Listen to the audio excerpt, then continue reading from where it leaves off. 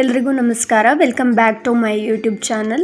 ಇವತ್ತಿನ ವಿಡಿಯೋದಲ್ಲಿ ನಾನು ತುಂಬಾ ಸಿಂಪಲ್ ವೇಯಲ್ಲಿ ಮನೆಯಲ್ಲೇ ಮಾಡುವಂತಹ ಹೆಲ್ದಿ ಡ್ರೈ ಫ್ರೂಟ್ಸ್ ಲಡ್ಡು ಯಾವ ರೀತಿ ಮಾಡೋದು ಅಂತ ಹೇಳಿ ತೋರಿಸ್ಕೊಡ್ತಾ ಇದ್ದೀನಿ. ಈ ಲಡ್ಡು ಮಾಡೋದಕ್ಕೆ ನಾನು ತುಂಬಾ ಕಡಿಮೆ ಡ್ರೈ ಫ್ರೂಟ್ಸನ್ನು ಯೂಸ್ ಮಾಡ್ಕೊಳ್ತಾ ಇದ್ದೀನಿ. ಕಡಿಮೆ ಡ್ರೈ ಫ್ರೂಟ್ಸಲ್ಲಿ ತುಂಬಾ ಟೇಸ್ಟಿಯಾಗಿ ಮಾಡುವಂತಹ ಲಡ್ಡು ತುಂಬಾ ಸಿಂಪಲ್ ಆಗಿರುತ್ತೆ. ಬನ್ನಿ ಹಾಗಾದರೆ ಈ ಒಂದು ಹೆಲ್ದಿ ಲಡ್ಡು ಯಾವ ರೀತಿ ಮಾಡೋದು ಅಂತ ನೋಡ್ಕೊಂಡು ಬರೋಣ. ಈ ಡ್ರೈ ಫ್ರೂಟ್ಸ್ ಮಾಡೋದಕ್ಕೆ ನೀವು ಯಾವುದಾದ್ರೂ ನಿಮ್ಗೆ ಇಷ್ಟ ಆಗಿರುವಂತಹ ಡ್ರೈ ಫ್ರೂಟ್ಸನ್ನು ಯೂಸ್ ಮಾಡ್ಕೋಬೋದು. ಮೊದಲಿಗೆ ಒಂದು ಪಾತ್ರೆಗೆ 2 ಸ್ಪೂನ್ ಅಷ್ಟು ತುಪ್ಪನ ಹಾಕೊಂಡು ಅದಕ್ಕೆ 250 ಗ್ರಾಮ್ ಅಷ್ಟು ಕ್ರಷ್ ಮಾಡಿಟ್ಟಿರುವಂತಹ ಬಾದಾಮಿನ ಹಾಕೊಂಡು ಚೆನ್ನಾಗಿ ರೋಸ್ಟ್ ಮಾಡ್ಕೋಬೇಕು. ಒಂದು 5 ಮಿನಿಟ್ಸ್ ಮೀಡಿಯಂ ಫ್ಲೇಮಲ್ಲಿ ಇದನ್ನು ಚೆನ್ನಾಗಿ ರೋಸ್ಟ್ ಮಾಡ್ಕೋಬೇಕಾಗತ್ತೆ. ಬಾದಾಮಿನ ನೈಫಲ್ಲಾದರೂ ನೀವು ಕಟ್ ಮಾಡ್ಕೋಬೋದು, ಇಲ್ಲಾಂದರೆ ಯಾವುದಾದ್ರೂ ಗಟ್ಟಿ ವಸ್ತುವಿಂದ ಅದನ್ನು ಕ್ರಷ್ ಮಾಡ್ಕೋಬೋದು. ಮೀಡಿಯಂ ಫ್ಲೇಮಲ್ಲಿ ಇದನ್ನು ರೋಸ್ಟ್ ಮಾಡ್ಕೊಳ್ತಾ ಇದ್ದೀನಿ. ಹಾಗೆಯೇ ಇದಕ್ಕೆ ನಾನು ಆಲ್ರೆಡಿ ಶೇಂಗಾ ಬೀಜ ಅಂದರೆ ಕಡಲೆ ಬೀಜನ ಚೆನ್ನಾಗಿ ರೋಸ್ಟ್ ಮಾಡಿಕೊಂಡು ಸಿಪ್ಪೆ ತೆಗೆದು ಸ್ವಲ್ಪ ಕ್ರಷ್ ಮಾಡಿ ಇಟ್ಕೊಂಡಿದ್ದೀನಿ. ಲಾಸ್ಟಲ್ಲಿ ಇದನ್ನು ಕೂಡ ನಾನು ಡ್ರೈ ಫ್ರೂಟ್ಸ್ ಲಡ್ಡು ಮಾಡುವಾಗ ಯೂಸ್ ಮಾಡ್ಕೊಳ್ತಾ ಇದ್ದೀನಿ. ಬಾದಾಮ್ ಇವಾಗ ಚೆನ್ನಾಗಿ ರೋಸ್ಟ್ ಆಗಿದೆ. ಇದನ್ನು ಸ್ವಲ್ಪ ಹೊತ್ತು ತಣ್ಣಗಾಗಕ್ಕೆ ಬಿಡಬೇಕು.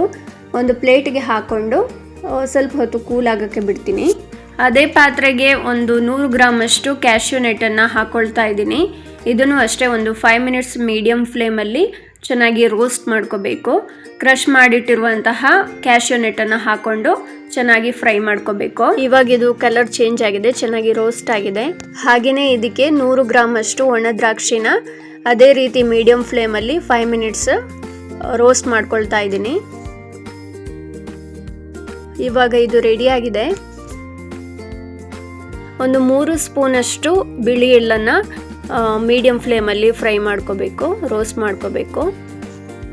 ಎಲ್ಲವನ್ನು ರೋಸ್ಟ್ ಮಾಡ್ಕೊಂಡ್ಮೇಲೆ ಲಾಸ್ಟಲ್ಲಿ ನಾನಿವಾಗ 350 ಗ್ರಾಮ್ ಅಷ್ಟು ಸೀಡ್ಲೆಸ್ ಡೇಟ್ಸನ್ನು ತಗೊಂಡು ಅದನ್ನು ಕೂಡ ಸಾಫ್ಟ್ ಆಗೋವರೆಗೂ ಫ್ರೈ ಮಾಡ್ಕೋತೀನಿ. ರೋಸ್ಟ್ ಮಾಡಿಟ್ಟಿರುವಂತಹ ಎಲ್ಲ ಡ್ರೈ ಫ್ರೂಟ್ಸ್ಗಳನ್ನು ಸ್ವಲ್ಪ ಹೊತ್ತು ತಣ್ಣಗಾಗಕ್ಕೆ ಬಿಟ್ಟಿದ್ದೆ. ಇವಾಗ ಅದನ್ನು ಒಂದು ದೊಡ್ಡ ಪಾತ್ರೆಗೆ ಹಾಕೊಂಡು ಮಿಕ್ಸ್ ಮಾಡ್ಕೊಳ್ಬೇಕು ಚೆನ್ನಾಗಿ.